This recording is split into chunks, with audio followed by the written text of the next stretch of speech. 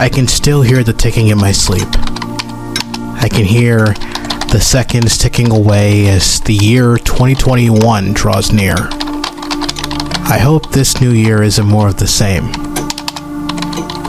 Isolating in my tiny New York apartment, existing in front of a screen, slightly going crazy from the lack of human interaction. The only plus side of this whole quarantine is that I have the freedom to express myself without the fear of judgment. I could finally be the woman I am, but I hate that I don't get to enjoy living because I'm trapped within these four walls day in and day out. I will admit, staying in touch with my friends hasn't been hard since we all play COD together every week and jump on Zoom for work, but it's not the same.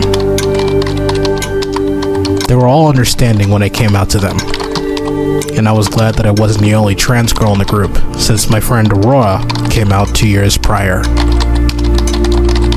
I can't believe it's already been a year since I started living as Isha, or as my friends call me, Bug. I miss hanging out with my friends, meeting new trans people thanks to Aurora, and seeing my girlfriend. Ex-girlfriend, I mean.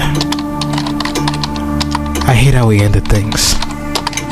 We kept getting into stupid fights because we couldn't see each other like we used to. We met right after I came out and got to hang out in person for a whole 2 months before everyone was locked in their homes. We really tried to make things work. It wasn't enough to video call each other every day or go on social distance dates. It was especially hard not being able to hug or give each other kisses. It was just too much. I could see the toll it was taking on our relationship.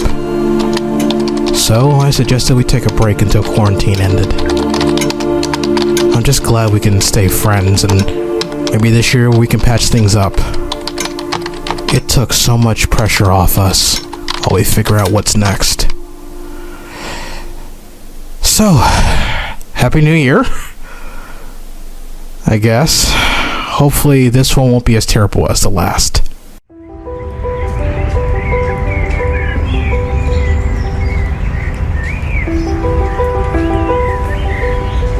You know, I thought I would be more excited when I heard that quarantine was over.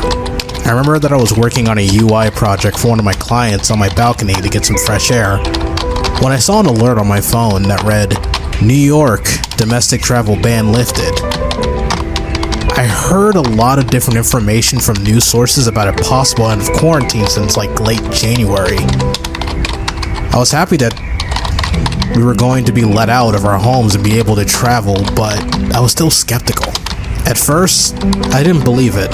I pretty much ignored it, but as I went through my day, I started to see more people walking around, and I was getting messages from the company group chat wondering if we were going back to the office.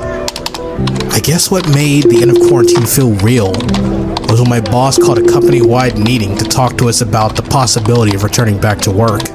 It was as annoying as you might expect, hearing the CEO say, "Okay everyone, since quarantine has been lifted, I think we should go to a hybrid model where we come in a couple days a week for meetings but remain remote most days." Followed by all the directors of the various departments saying, to piggyback off what the CEO said, to help explain why their department should return to the office. Luckily, the development and IT departments decided to remain remote until September. I admit, I didn't think it was safe to go back to the office. I thought it was a good idea to keep things in place until everyone was vaccinated. But I got a phone call that made me rethink about my plans on staying inside. I didn't recognize the number when I saw my phone light up, so I ignored it and let it go to voicemail. However, I recognized my mom's voice, as well as the sounds of medical machines in the background, when I listened to my voicemail later that night. My mom just found out she had stage 1 cervical cancer and didn't want to be alone during her treatment.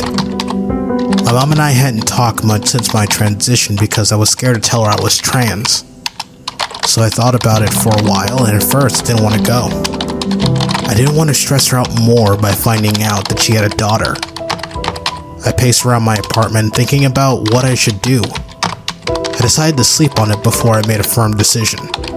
Right before I went to bed, I got a text from her. "I love you, Bug. Text me in the morning." When I saw that text, I immediately packed my bags and sent an email to my boss letting him know that I would be taking off for a few weeks to see my mom. This was important. I couldn't let our conversations be dishonest anymore. I had to see her.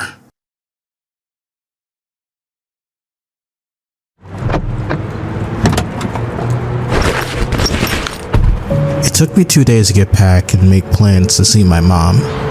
I decided to take a long road trip to try to avoid the crowds at the airport, but I also wanted the freedom to see some of my friends along the way and clear my head. I need to figure out what to say when I see her. I hope we can continue our relationship because I love her, and I would hate to lose what we have. It's going to take me a week to get there, so I guess I have time to plan out what I'm going to say. I just hope it goes well. I had a bad feeling about this trip because my car wouldn't start. It must be a sign. No, it's probably because I haven't used it in 2 years. I popped the hood to try to figure out what was wrong with it, but looking at the engine, I couldn't see anything wrong. I tried to remember what my ex taught me about cars since she was a genius engineer. Unfortunately, nothing came to me, so I called her. I started to second guess myself when I heard the dial tone, but once I heard her warm, calming voice, I felt like I made the right decision. Maeve was one of the smartest people I knew.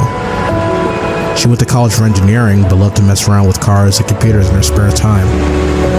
I loved it when we worked on PCs together. She would be the hardware expert, and I was the software expert. We made a good team. I miss that about us. Once I told her what was going on, she immediately grabbed her toolkit and drove over to my place. It was good to see her again. She respected my wishes and kept a safe distance while working on my car. "You should have replaced it when I told you to," she said after about an hour of looking over at the car. I had a bad feeling that I had to cancel my trip. That's when she tossed me her keys. "Go see your mom. She needs you, Buck." I don't know what came over me, but I kissed her. We were both shocked and decided to talk about it when I got back. Maeve helped me pack her car and watched me as I drove off. I could see her wave at me through the rearview mirror. I was glad that I called her. I hoped that she and I could patch things up. But right now, I needed to focus on getting to my mom.